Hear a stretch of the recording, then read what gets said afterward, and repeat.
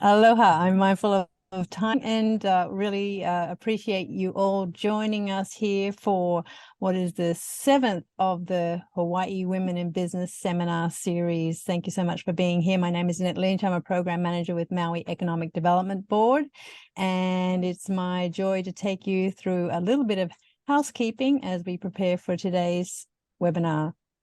So we will be looking at how to conquer change and cultivate results.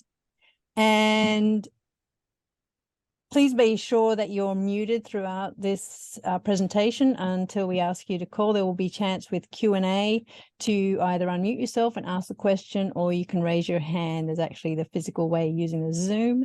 And then we note that you want to ask a question. We'll definitely make time for those questions at the end. If you want to rename yourself, a lot of you got your names there, but you want to show your organization so we know where you're from. That's your option. And yes, the webcast is being recorded and will be available on MEDB.org. We'll send out an email confirmation of that when it is available. It's usually about 24 hours. So please give us some time to make that available to you. With that, I'm going to pass the mic to President and CEO of Maui Economic Development Board. Please welcome Leslie Wilkins. Well, aloha, everyone. Thank you so much, Annette and Leilani, for being the technical putting this webinar together.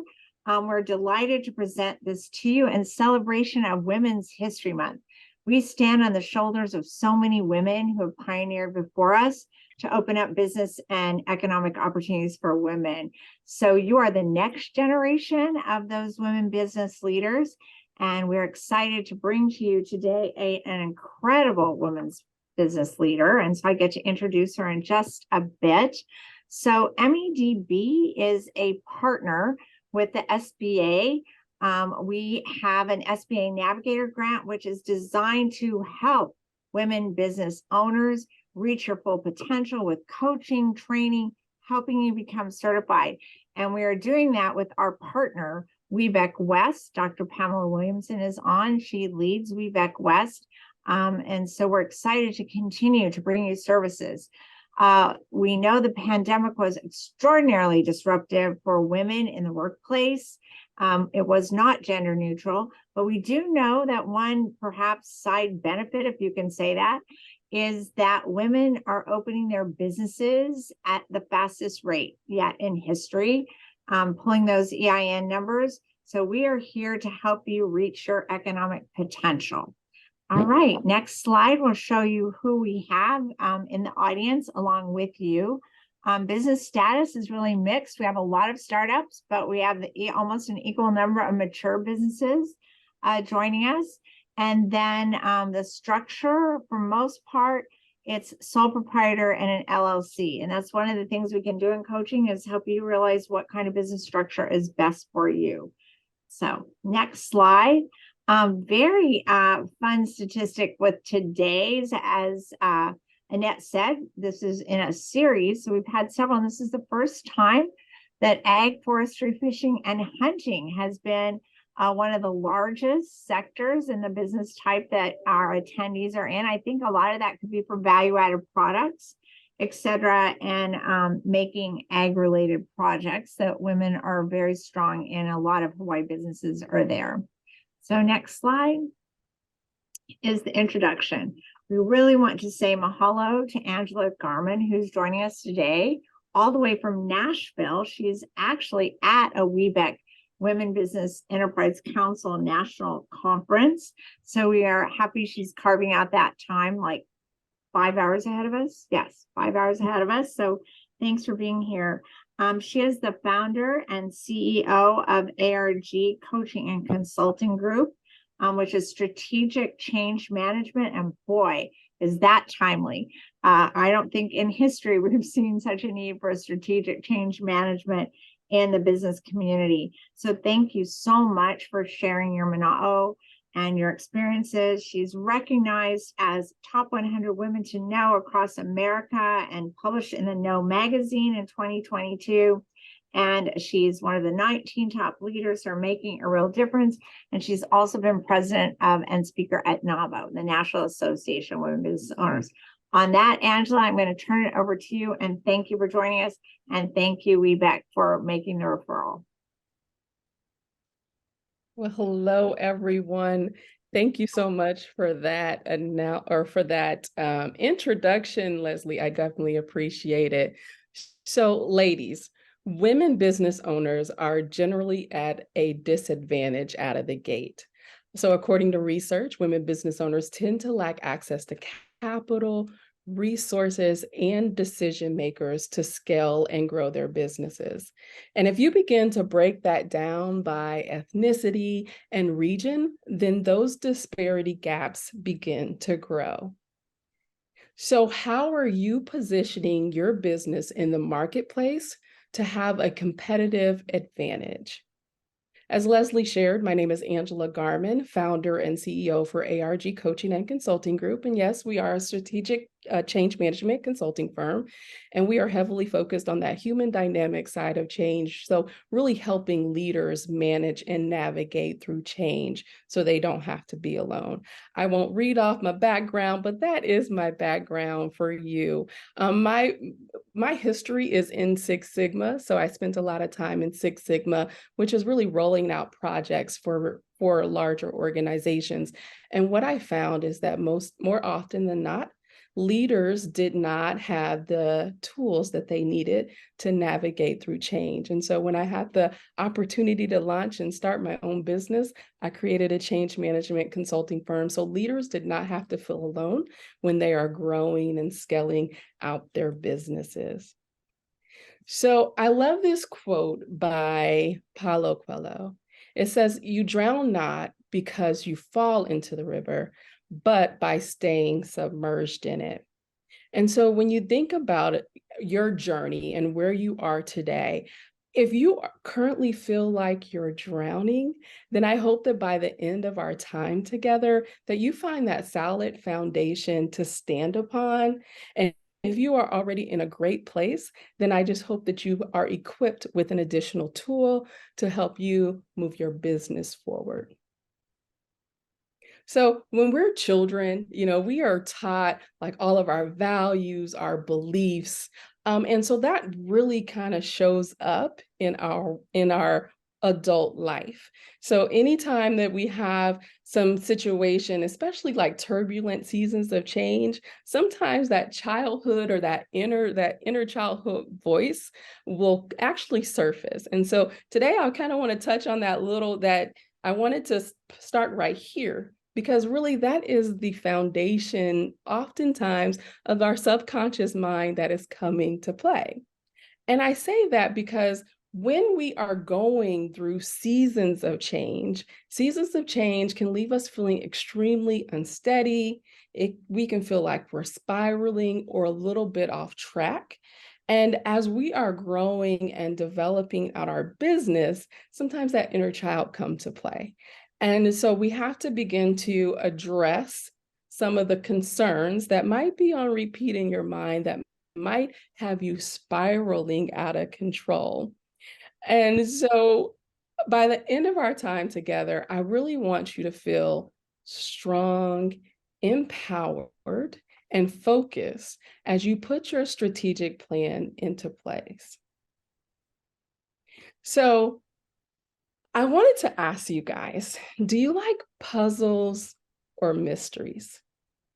And as you guys are putting those comments in the chat box, whether you like puzzles or mysteries, I'll tell you a quick little story. When I was younger, when we weren't allowed to go outside to play because of the weather, we spent quite a bit of time in the house playing games. And my sister Christy absolutely loved mystery. I hate the game Clue, but she loved mysteries. So we would always have to play Clue because she was the oldest, I was the youngest. And so, whatever the older siblings say goes, right? So we spent a lot of time playing mystery or puzzle or mystery or the game Clue itself. And I absolutely hated it because it could go on and on for hours. And ultimately, the game would just end and we still would have no clue as to who committed the crime. So, but you give me a jigsaw puzzle and I tell you, oh my goodness, I will have that jigsaw puzzle completed in just a matter of time. So I see that we kind of have a mixed bunch. Some people love both. Some people love puzzles. And some people just absolutely love mysteries. Dr. Pamela, I see you. Jan, I see you. You ladies love mysteries. Charmaine, I see you too. Well, let me just tell you, the reasons why I love puzzles is because they have boundaries, they're solvable, they have clear objectives and complete pictures. And when you think about mysteries, oftentimes there are no limits. You have to have one clue before you move on to the next one. They can become unsolvable, which is what I shared earlier. And then pieces are missing. And if you don't have the right piece, then you can't move forward in the game. So, Angela, what does that have to do with business? Well, oftentimes when we're going about business, we look at our business from a mystery perspective instead of looking at it as a puzzle that can be solved. Oftentimes we are trying to figure out what is one clue, meaning what do I need in order to be successful, instead of having a clear framework on what it is that you need to be successful. And so often than not, if we don't have the right pieces, if we're going at our business from a mystery perspective, that's when we will ultimately either fail, you'll see us get stuck, submerged in that river for periods of time. But if you create a space to where you see your complete vision for your business, you can begin to put the puzzle pieces together. And so today we'll talk a bit about what does that look like for you? How do you get this complete picture for your vision and then get all of the boundaries, make sure it's solvable, have clear objectives, and a complete picture for your organization.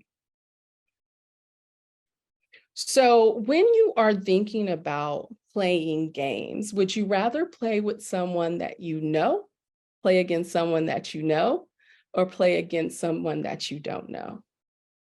And when you think about it, business is very similar to playing games. You always want to know, who are you going up against?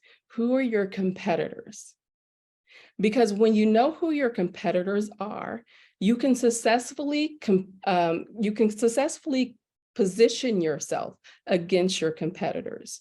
You can implement effective strategies, and you can determine what factors you have or need for success. So Leilani should be putting the PDF in the chat box if she hasn't already. But ultimately, you can take notes as we go along, but then towards the end, we will also do an exercise so you can actually complete a SWOT analysis.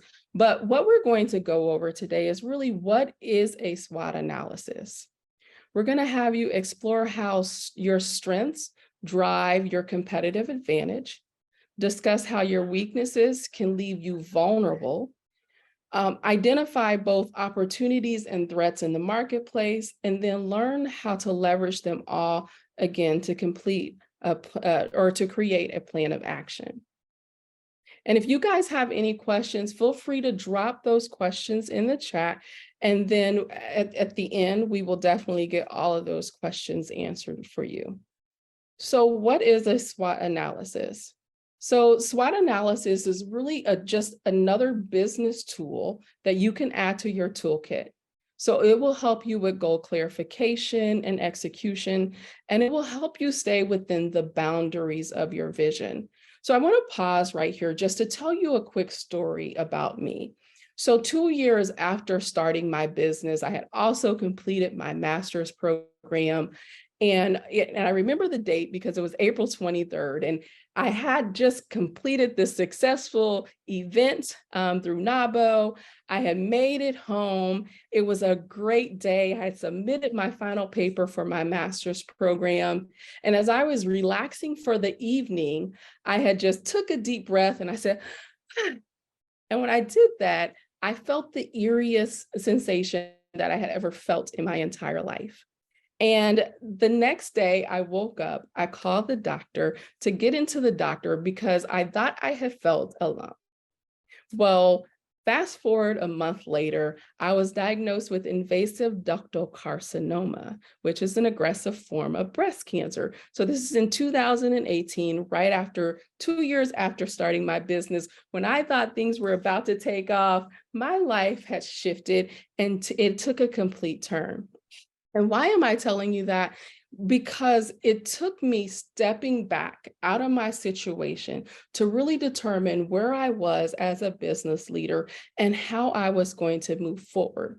And a SWOT analysis really assisted me with understanding where I was from a business perspective and how I was going to be able to move forward successfully in my business. So I began to evaluate several areas of my life. And the very first thing that I did, because I wanted to know how successful could I be over this season of my life. And if I'm being truthful, I was completely drowning in that season of my life. And the reason why I was drowning, when I took a step back and I completed the SWOT analysis, I realized after I had done my market analysis that I was grossly under market value. So you guys know what I did, right? I quickly took those prices up. And when you think about it, oftentimes as women, we tend to base our prices, our fee structure based on how we might see ourselves. Again, going back to that inner child, right? So we might have certain beliefs about who we are, how we show up, and so that might reflect in our pricing. And so I also had to determine, Angela, what do you want your business to truly look like? What is the vision of your business? And as I got clearer on the vision for my business, as I got clearer on the vision for my life, it was so much easier for me to put a SWOT analysis or to sit down and conduct a SWOT analysis because I had this clear vision. And so now I could really look and see where my business fits in all of these different or key areas of a SWOT analysis. So a SWOT analysis is truly a powerful tool that will help you understand whether or not you should move forward in the services or the products that you're offering, or if you need to continue to do a little bit more research and development on your end. But most importantly, what it does is it helps you to stay within the boundaries of your vision. So you don't do a lot of scope creeping out there. So when you think about swotting the competition or a SWOT analysis, you use the SWOT to analyze where you currently are when you're setting new goals, when you're rolling out new products and services, or when you're going to identify your next move. When you think about the SWOT analysis, you're looking at 4 key areas, and that's your strengths, your weaknesses, your opportunities, and your threats. So when with the internal factors, your strength and your weaknesses, so those are the internal factors. Those are the factors that are going on within your organization. So you're looking at your team, you're looking at your systems, you're looking at your operations. So those are any of the internal items or internal factors that's impacting your ability to move forward, whether that's positive or negative. So again, your strengths versus your weaknesses. So let's say, for example, when I was going through chemotherapy and I was thinking and I wanted to scale out my business, I started to look at really what are my strengths in this situation? And so something that many business owners, especially the small business owners, have is that we're extremely agile. We're cost effective for a lot of, especially some of the larger organizations. We might, for me, I had a small team. It was just me only at that time. So very small, right? So that could be considered a weakness. When I thought about being able to scale, would I be able to maintain my business over that period of time? And so I had to think about how could I either automate my systems or bring people in alongside me to where I could do what I needed to do in business. And then when you think about those external factors, you have the opportunities and threats. And those external factors are always those things that are going on in the marketplace. So opportunities could be you have an innovative project or innovative product or service that you want to bring into the marketplace. So you're looking at the opportunity. Who needs your services or products? And if you're introducing something extremely new, then you can identify and niche out in a specific area.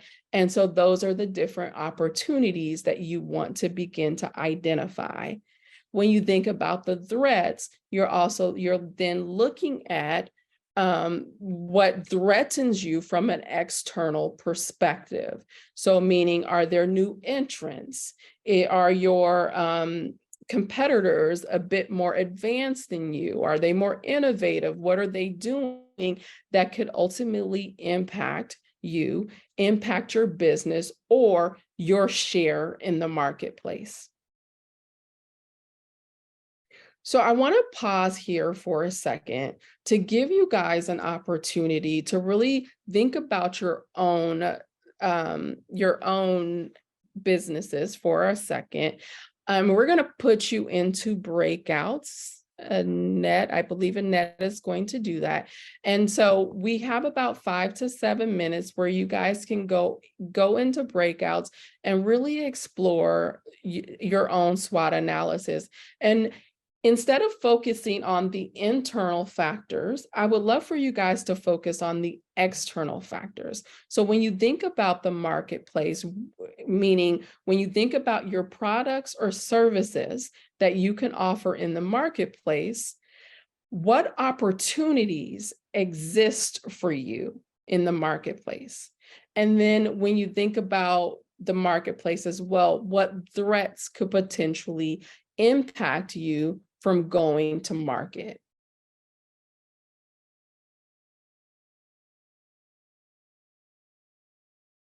I have about 10 seconds, and I think everyone will be back in the room.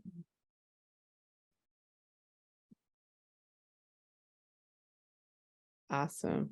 So when you think about, is there anyone that would love to share kind of what you talked about in your breakout room as it relates to some opportunities and threats that might exist in the marketplace for you? And if there is, you can raise your hand or come off of mute. And I don't know if I can see if they raised their hand, but if you do, I see Kat. Kat raised her hand. Kat. Hi. Aloha. I found that it was interesting because I'm with a mature organization, and then there were people who had been doing their own, like more of with a nonprofit structure, and other people in the room were more single businesses, and some were like really fresh in a new startup in a very competitive market. It was very interesting to see the juxtaposition between the external factors that we found with the different types of length of time and maturity of your organization and or business. And,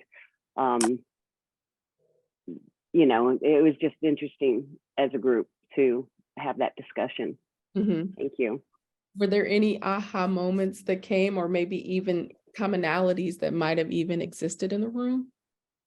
I think that that just the maturity and time at the seat in what the work you're doing that they were both external factors that could affect, as you know, whether it's threats or opportunities. I think I was surprised that that we would find that time factor in common. That's good. That's good. Thank you for sharing, Kat. Anyone else?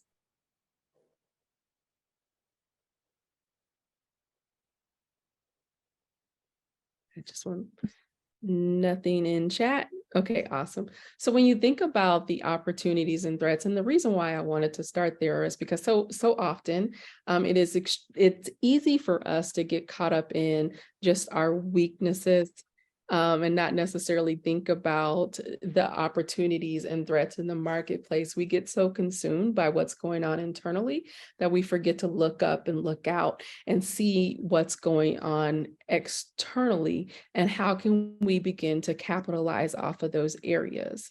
And so when you think about achieving your objectives for your business, I want you to think about really what's out there, what's available, what opportunities are in the marketplace that are available for you in your organization as you look to roll out those new plans, those new initiatives. And I believe I saw a raised hand by someone, but then it went away. Annette, can you help me with that?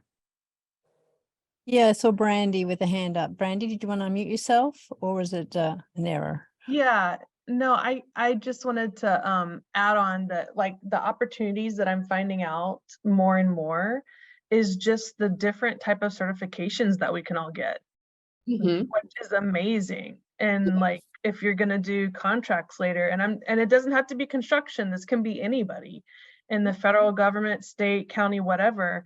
Like, I can't believe that how many certifications there are out there that you guys can get a hold of and then get contracts. Yes.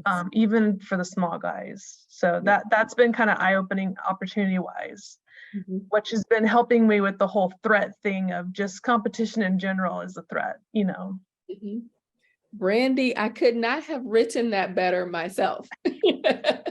So when I was going through that season of change for myself, that season of change for my business, when I started looking at the opportunities that existed for me, specifically when I started to develop out my business, initially, my goal was to really reach the corporations. And so there was this large opportunity for me when I looked at the marketplace on looking at how many corporates were actually looking for consultants that provide change management, consultants that could come in and coach their team.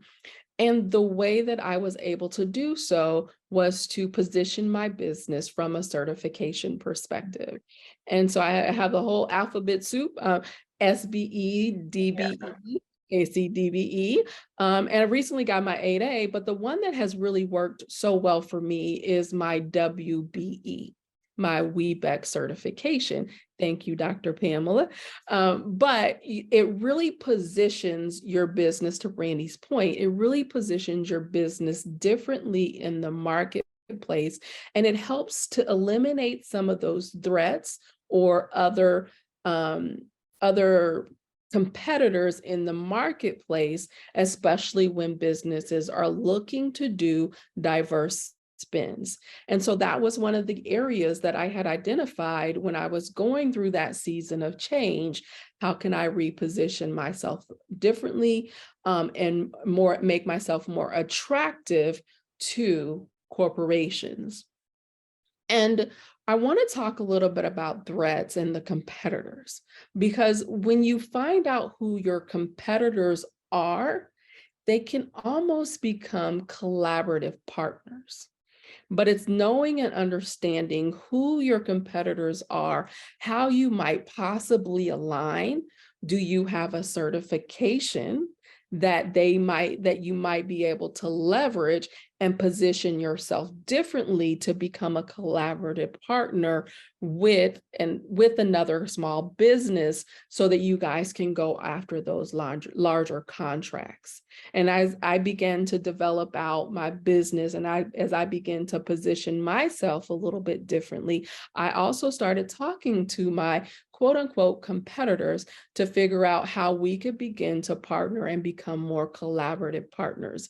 And so now I've completely built my bench strength using other WBEs or MBEs, so that I can take maybe something that is an internal weakness to me. So for example, a great example with corporations, oftentimes they're looking for additional assessments that they can offer to their team members or their leaders as they're leading through change. So they want to know where they are.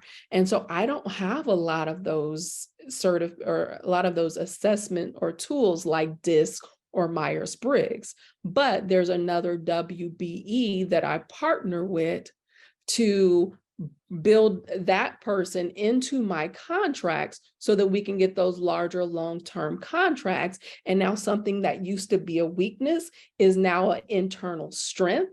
And I'm leveraging something that was once a threat, and I've made it a strength as well.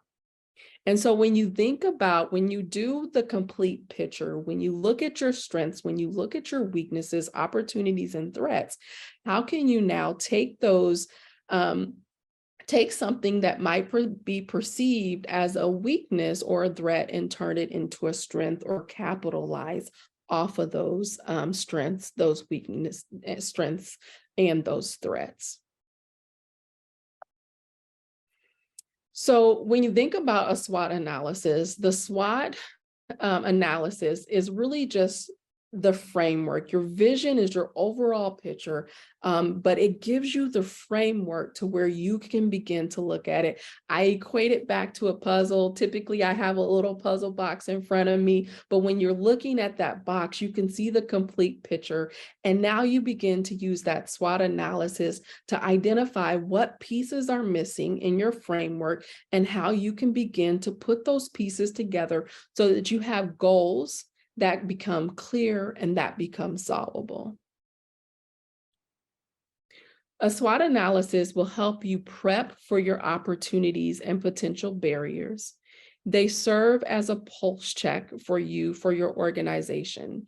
And so I just wanted to pause just to say, if you have a space, so if you've conducted the SWOT analysis and you are extremely objective with your SWOT analysis, and you see that you have high weaknesses and you have high threats, so your weaknesses and your threats far exceed your strengths and your opportunity, it could be an indicator that there is more work that is required. And so if you just wanted to pause right there for a moment and take a step back after you've conducted that SWOT analysis, look at it and just say, you know what? Maybe we need to do a little bit more research and development. Maybe we need to build up our team a little bit more. Whatever that weaknesses and threats are telling you, make sure that you begin to find a balance between those strengths and those opportunities over those weaknesses and threats. If not, just maybe pause for a second and see how you can realign to make sure that those strengths and those opportunities kind of get bolstered before you move forward. I also want to say this as well. So I hit on it a little bit earlier. When you're rolling out a new service or a new product, it's a really good time to conduct a SWOT analysis. Sometimes we get so busy and we're moving so fast, and I think that is a benefit of being an entrepreneur or having that entrepreneur mindset. But conducting a SWOT analysis over that time would be extremely beneficial for you and your business, because the last thing you want to do is spend all of that time, energy, and effort rolling out something new only to see that you weren't necessarily ready for it, or the marketplace wasn't ready for it, or you just created something that your market didn't necessarily need. And I love this quote when I saw it, and I'll end right here, but it says, the world accommodates you for fitting in, but only rewards you for standing out. And so when you think about your SWOT analysis really positions you differently in the marketplace. It allows you this space to stand out in your field. Again, looking for ways to either collaborate, reposition yourself, reposition your business in the marketplace. So don't be afraid to stand out. And even if that inner voice is telling you to be humble, or, don't toot your own horn, look at all that you have accomplished, and don't be afraid to say what you've accomplished. Don't be afraid to position yourself in a space to where you are the expert in your industry and the expert in your field, and don't be afraid to really lead the charge in whatever it is, whatever industry you're part of. Because I always say, if you were given a vision, walk boldly in that vision, because the world needs you to produce and to serve in whatever capacity your vision is allowing you to do so. So are you standing out in your field and swatting the competition? So I think we have time to take some questions if you ladies have questions.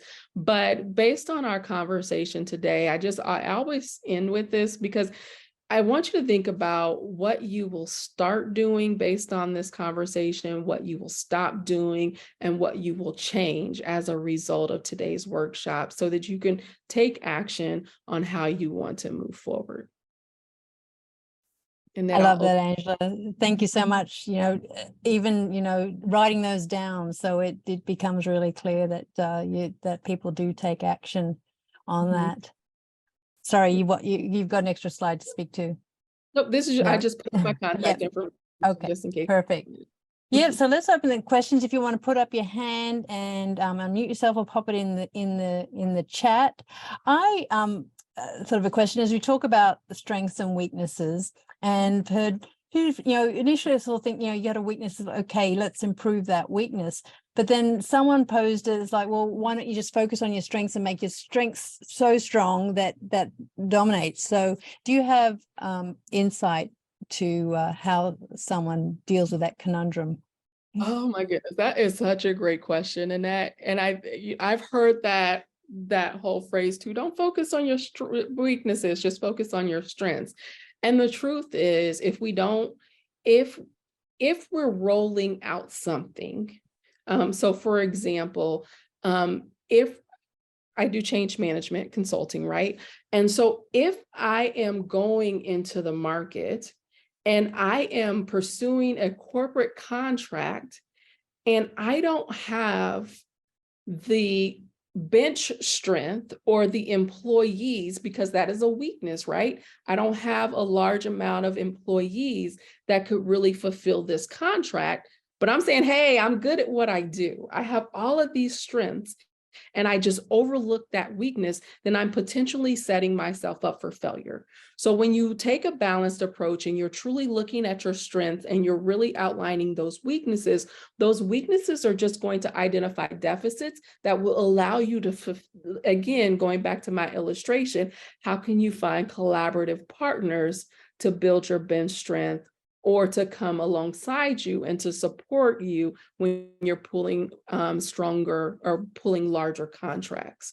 So I say, don't avoid those weaknesses, identify what they are, and see if you can minimize them by bringing in collaborative partners or whatever your weaknesses are saying. Leslie, I see your hand. I think you're muted though. Okay. I should be letting our guests ask the questions, but your response just gave me the perfect segue to my question. So we are really, and I think it is the benefit of WeBEC and getting women business certified through WeBEC, is that you automatically are part of a pool of sisterhood, if you will, of other women business owners. But you said that, collaboration is so important, to find someone that is your competitor and see how you collaborate. find someone that can expand your capacity, right, with more employees or whatever, so you can team to go after bigger contracts that benefit you both. So how do you manage that first step of trust when you go to a competitor to say, hey, let's talk about how we can team on this? How do you say, do you have to have an NDA? I mean, what is it that, I think that probably that first step must be the hardest. Yeah, so another great question. Oh my goodness. Let me tell you, I think that they describe it like dating versus marriage, right?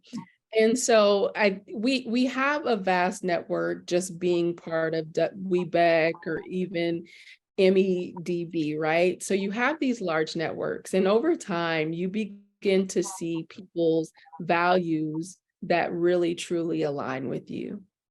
And so if you think that there are other women that you could potentially partner with, I would start dating them first. Just start having small conversations with them to see how they do business, to see how you guys might work well alongside each other.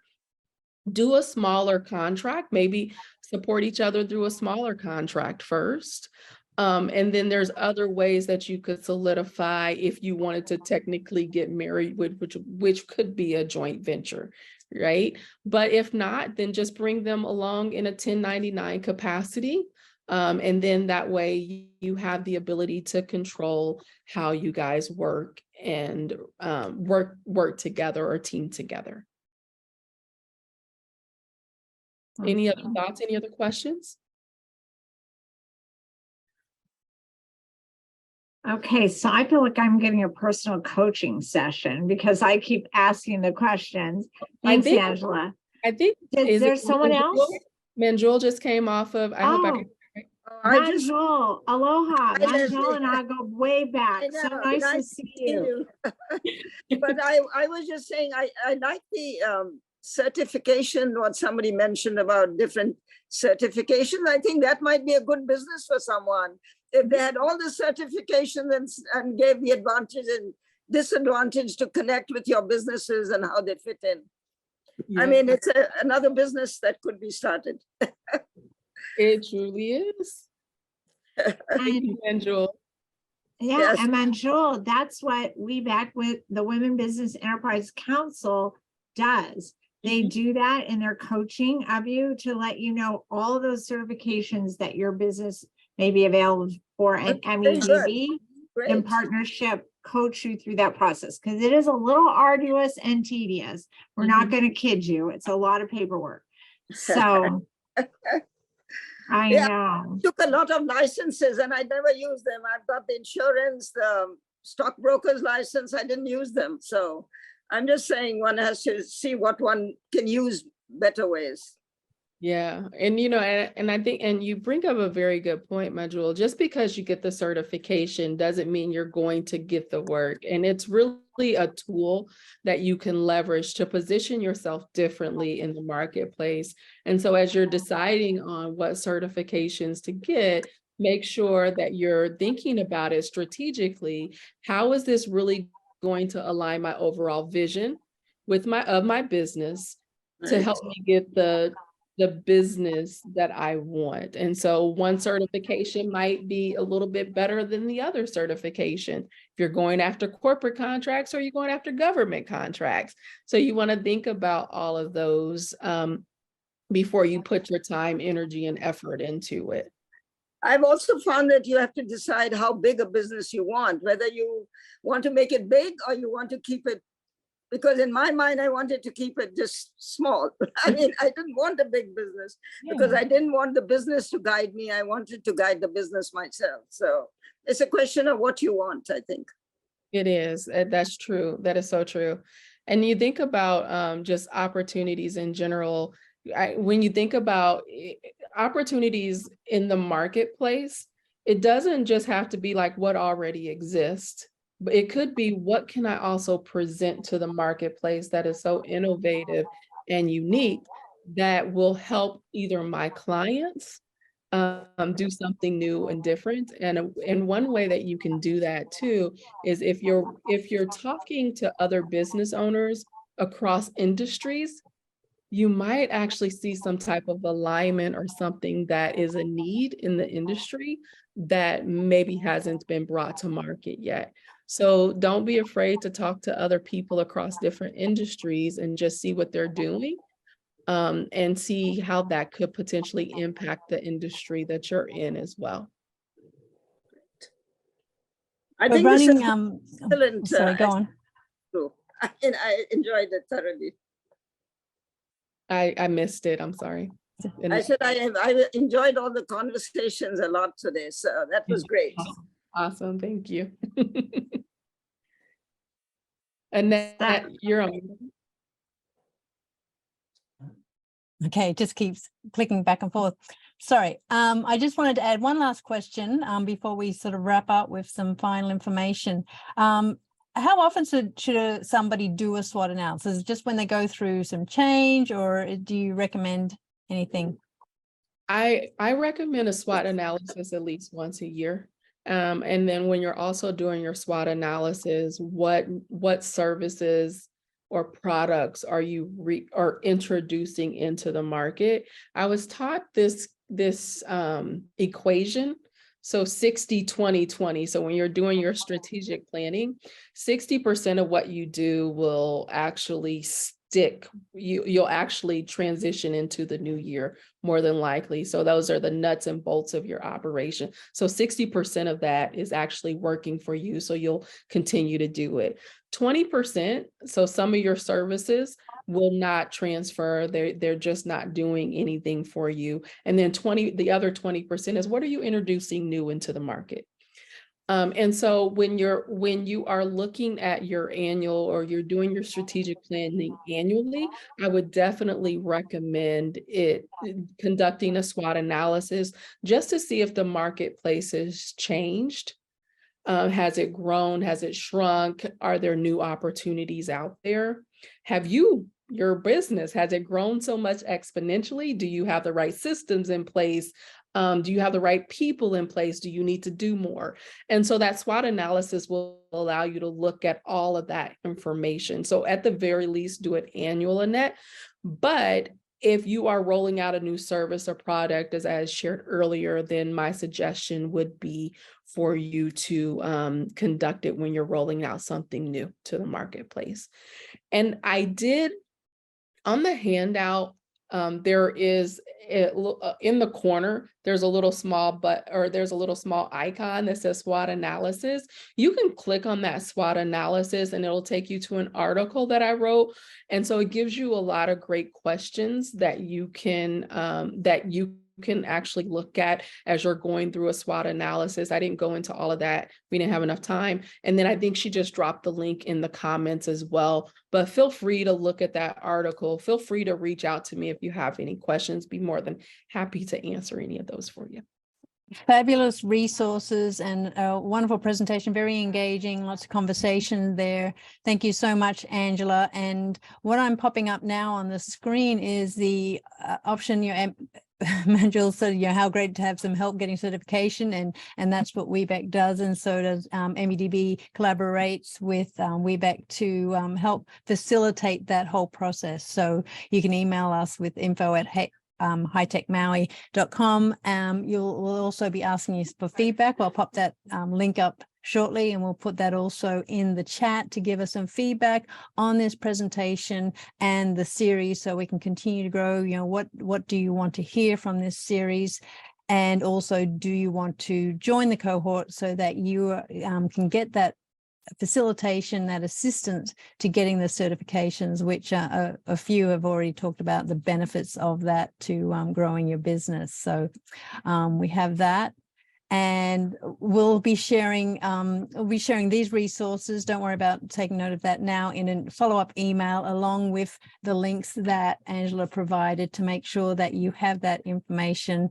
And as well, you'll be able to listen to the replay of this, and we'll send out the link. As I said, it's being recorded and will be available 24 hours. So there's the link for the feedback form. I just want to thank you so much, Angela, for your presentation. It was it was, for lack of a better word, delightful. You know, it just really had power packed with information, but you know, something that people can take away and take action on straight away. We're seeing thanks coming in So much. there, and yeah, did you final words, Angela? You know, I always say wherever I go, you can conquer change and cultivate results. So it doesn't matter what it is you're going through, just know that you can conquer it. And in the midst of it, just keep your head up and keep looking for the opportunities that exist for you instead of the barriers. Powerful words. Mahalo, and thank you to everyone for joining us, and we'll see you next time. Aloha.